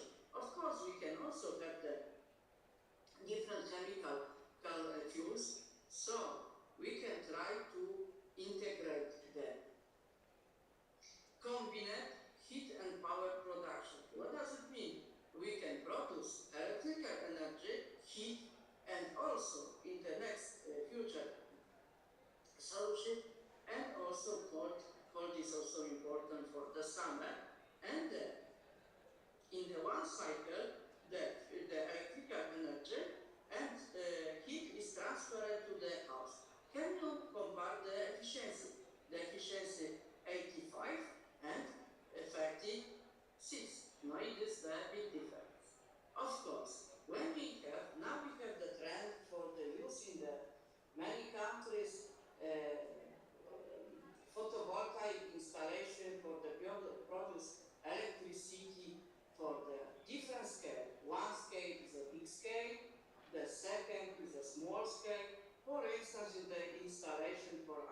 houses, for instance, for the installation as a semi-intermediate installation, for instance, for the industry plants. Now I want to talk about the possibility, the integration, the photovoltaic installation in different area, especially in the house. Can you see our day? So we can start in the middle and also we finish in the middle. So you have the electrical load and you have different situation. First of all, in the night, no, we use no very low portion of energy because we are sleeping, we have a rest time. So when we can starting the day, we using many electrical areas, for instance, cooker, coffee maker, etc., etc. So can you see we need starting the energy for a life. Of course, when we have a need energy, we also need the energy sources. For instance, can be without installation. So you can see different combination of PV installation from 1 to 5 kilowatts. But when nowadays is in the middle, you have the very sunny day, we have the excess production. Excess production, so we can have save and storage. Storage, for instance, for short day is the simple way. We can charge the batteries. So also you be thinking about the storage energy for long term.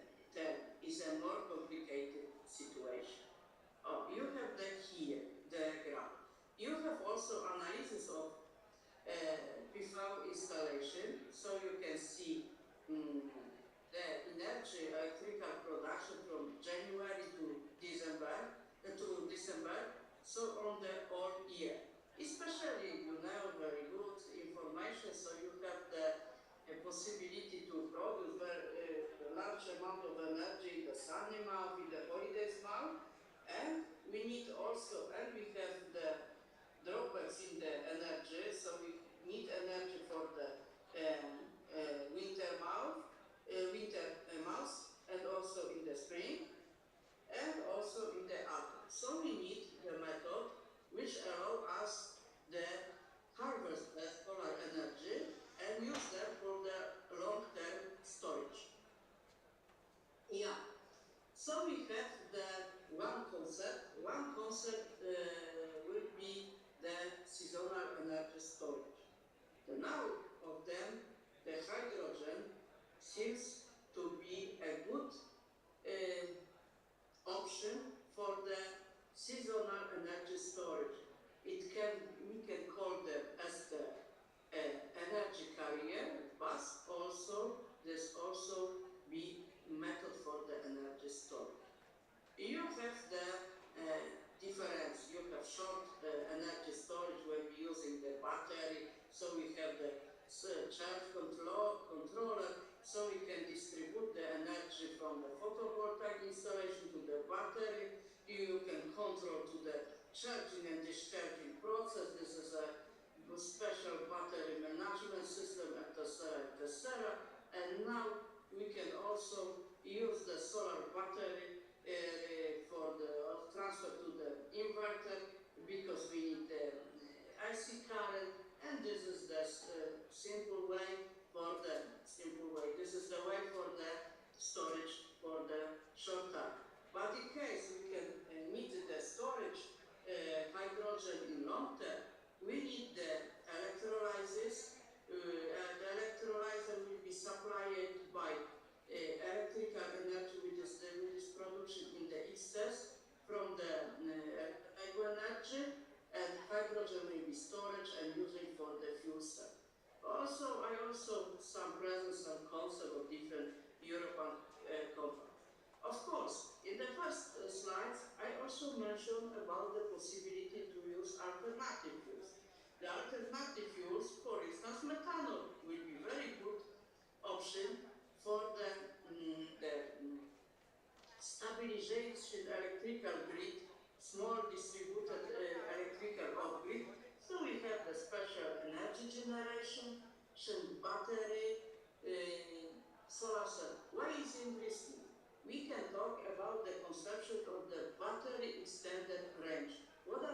battery extender range. Battery operated in the normal condition is not discharging deeply. So when we discharging very fast, they lose capacity, then lose their durability, and etc. problem. What is also the benefit for such solution for the industry? The benefits can be the fuel cell is electrochemical devices which directly produce electricity and heat, and we can recover the heat, and heat also will be stabilize temperature of the operation. So battery can also operate in the minus temperature and also in the winter. It is also the problem. Now, I will talk a few words about the off-grid renewable energy system. This is the traditional off-grid renewable energy system. So you can see the photovoltaic installation.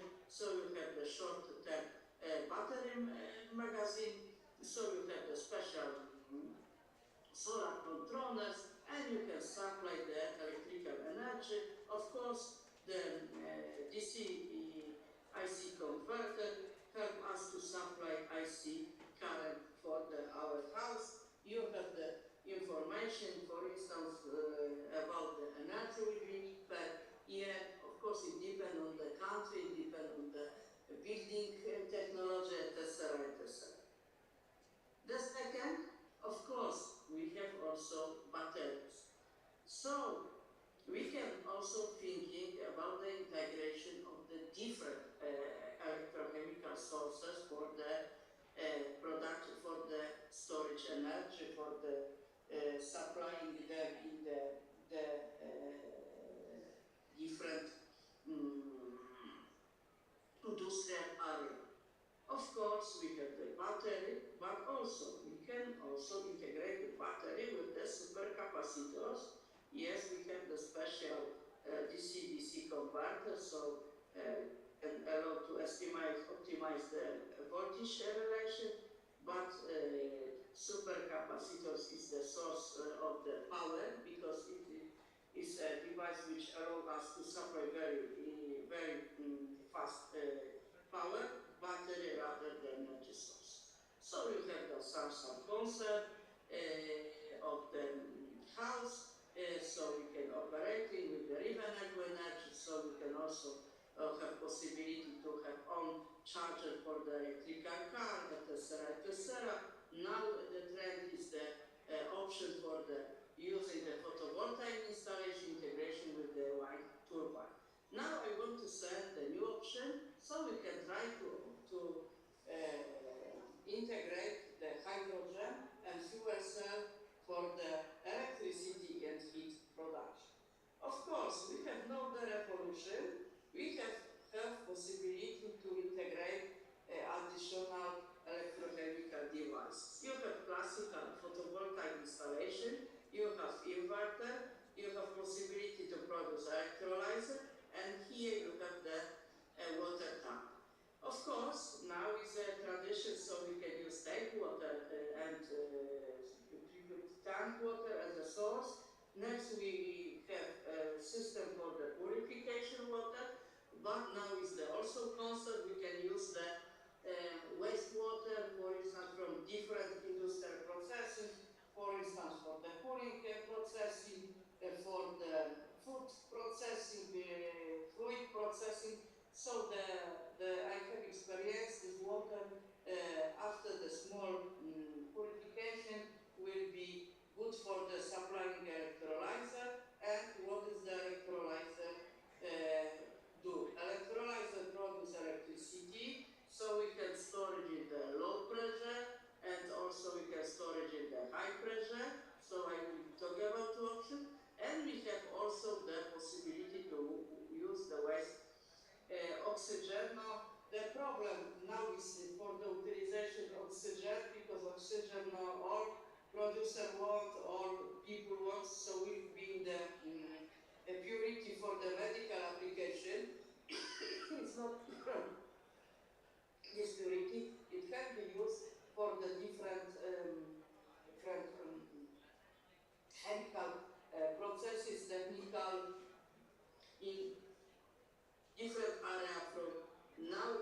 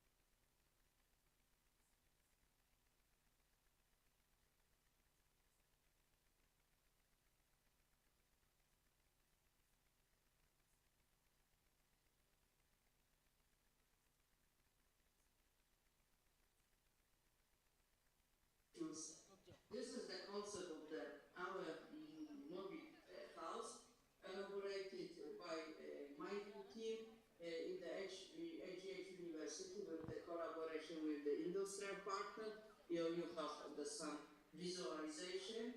The visualization is very nice, but the working is very hard because you have the concept of the our laboratory installation, concept of the elaboration, the system for the method of the prediction, the electricity production photovoltaic installation.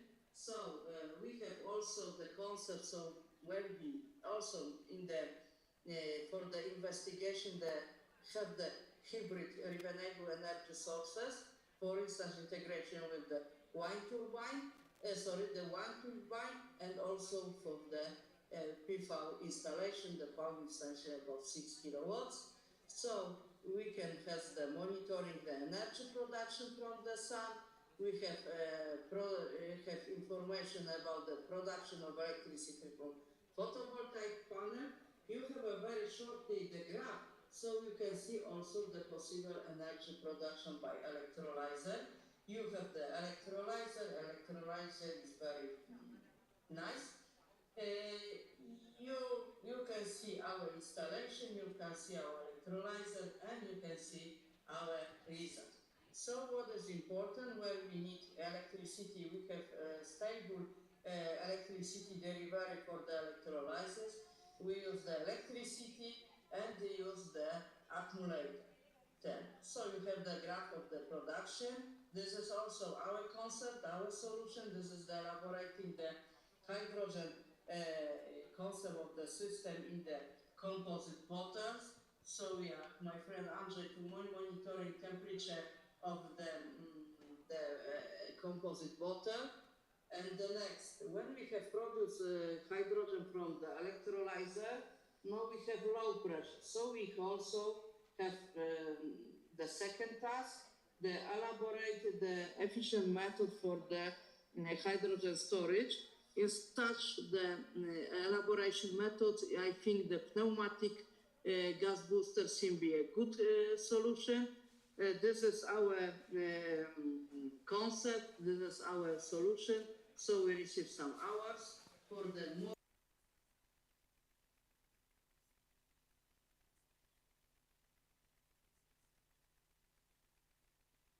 Electrolyzer system and the booster, the special hydrogen line. You can see also the hydrogen storage. What is very important? The very important the hydrogen storage, hydrogen charging for the 300 is need less time compared to the battery. Battery charging is a long time. The hydrogen storage is also lower time. In case of the next part of the hydrogen house is the fuel cell. This is the example of the elaboration of now a fuel cell stack. So also you have the results from the investigation of the fuel cell stack. Now very important parameter is the find the relation between voltage and current characteristic, and also find the maximum current when we can use from the fuel cell and the power. So you can see such a classical characteristic for the performance. Also the fuel cell should be cooled by fan, by we can some after the cooling have possibility the recovery the electrical energy. Of course, the relation between the electricity own need to the electricity production netto we can calculate and depend on the depend on the electrical load and efficiency. So the hydrogen distribution management system is also very important for such application, because we can see such dynamic changes of electrical load. So we can also have an answer from our hydrogen monitoring. So we need energy. When the electrical energy increase, the hydrogen consumption increase, and also we have necessity to use the hydrogen for the also purification, cleaning processes. So you can see the such graph, so we can elaborate the system for the controlling the unit, controlling for the hydrogen consumption for the electricity, the time for the special procedure for the cleaning fuel cell. What also important is the control the pressure in the fuel cell, because the pressure is very important when we have the stack. The hydrogen should be distributed randomly in the fuel cell. You have the example of the fuel cell application. You have the such graph from our electricity measurement. For instance, especially the special particles for the fuel cells, the necessity for the humidification by special electrical unit, short circuit unit performance, when you can see the voltage increase. Okay, it is also important elaboration for the time for the fuel cell controller, the time for the cleaning, the time for the purging. Also the important, the monitoring the voltage for the also in the fuel cell stack. Also, this is the elaboration, the algorithm for the concept for the monitoring the consumption of hydrogen. So you can have the graph. So you can see the hydrogen consumption for the electricity production. It is very important. This is the most important. And the second for your own needs for the cleaning, for the humidification. You have the information about the variation of the stack efficiency with the electrical power. So you have the elaborated method for the prediction of the time of the operation fuel cell depending on the pressure. Pressure can be monitored online by special pressure sensor, and the power is calculated based on the voltage and current measurement online, and we can have. Also, it's very important for us to monitoring the durability and lifetime of a single membrane. You have the start possibility to monitor. Fuel cell have possibility to be integrated with the batteries and supercapacitors. So in the house is also possible to have the special process for the charging battery. So battery has in this moment have no possibility to discharge very deep, because the current from hydrogen is charging them. Why this importance of procedure? Well, because we have the electrical law, the hydrogen operate practically almost in the point of the higher efficiency, so excess energy can be transferred to the charging the battery, but also we can also integrate the supercapacitors to recover the electrical energy. You can see the hydrogen sensor. Hydrogen sensor is responsible for the measurement the hydrogen in storage here. You have the example. What is very interesting for the application practical, we can not only supply the electricity for the house, we have also supplied the waste heat. You can the heat pump, we have possibility to recover reheat from the heat pump and also from the fuel cell and sulfur. Yeah, this is the problem of electrochemical battery. You have the time of the charging and time of the charging depending on the current.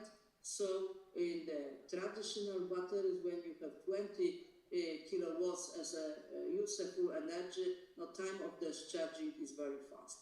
What is the also problem for the application and electrochemical batteries? You can lead battery, you can lead phosphorus batteries.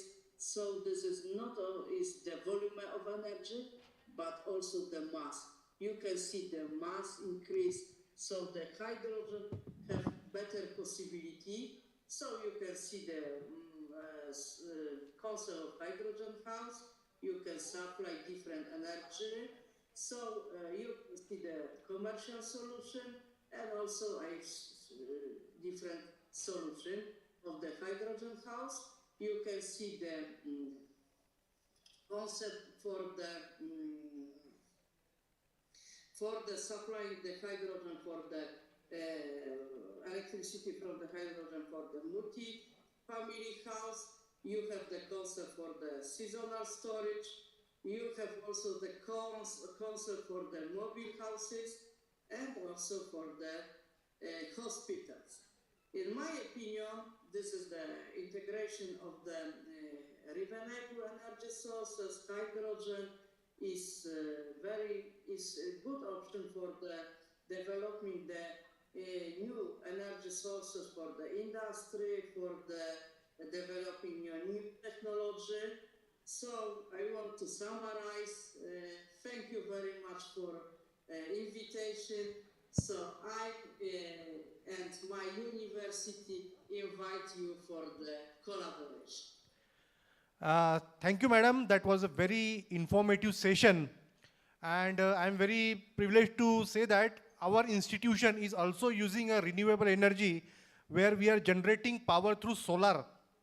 And around 96 kVA we are generating through solar, because of which our consumption from thermal power station electricity is quietly reduced, and we are also moving to a renewable energy.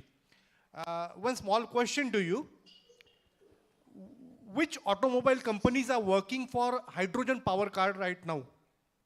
Which automotive companies are working for hydrogen as an alternative fuel? In the automobiles, hydrogen can be alternative fuel because you have possibility to either storage them because you have the excess electrical energy, so you can supply to hydrogen. Okay. Hydrogen is storage. You can a few options for the hydrogen storage. Why this is the high pressure storage? You have low pressure hydrogen storage, but you also option storage for the use hydrogen in the methanol form. And all sources you're using for the production energy in the fuel cell. The fuel cell, you produce the energy and you have the option, the next option to recover waste heat. So you can also transfer for the special electronics and that especially in the, it is important in the Poland and the Europe. We have strong winter time. So Okay. when you have the minus temperature, Yeah. so we have the problem with the using the batteries, the electrical charge and etc. Yeah. But also I have the information, but the battery is very sensitive for the temperature, yeah? Yeah. So when the temperature increase, they have no bandwidth starting to turn off the battery, have a problem of pressure, especially in the climate in the Arabia and the so hot climate, Okay. dry hot climate.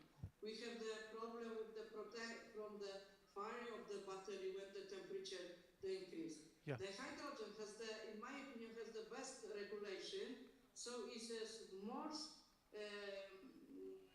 adequate for application in the hot summer and also different, not typical typical weather because it's more resistant. Okay. Because we have no problem with the leakage of the hydrogen, the fuel cell is more adequate for such. Okay. Okay. Got it. It is a good relation because it is difficult to compare the batteries and fuel cell. What will be better? I think the all integrated electrochemical sources is the future. Right. Got it. From audience, anybody wish to ask any question? Yeah. Just a minute, madam. Yeah. Good morning, madam. Just I want to ask Yes. you that there are many types of fuel cells. Which is the most efficient, we can say? The most efficient fuel cell is 55 to 60%. But this is only the electrical energy. When we have possibility to recover the heat, the efficiency, the integrated efficiency of device can be increased about the 718%.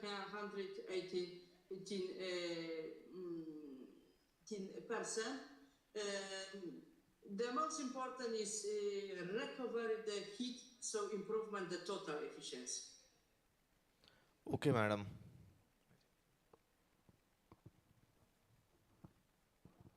So I am Professor Banerjee. I will propose the vote of thanks for you, ma'am. Yes. I extend my sincere appreciation to Dr. Magdalena Dudek for her enlightening keynote address, which was not only informative but also thought-provoking. Her insights have undoubtedly enriched our understanding and sparked new ideas within us. So thank you so much for joining remotely for this conference, all distance from Poland. We are really grateful to you, ma'am. Thank you so much. Thank you very much. I also wish the best all for the conference, for the university development, for the collaboration, for the etc. etc. Thank you so much, ma'am. Have a nice day. Thank you.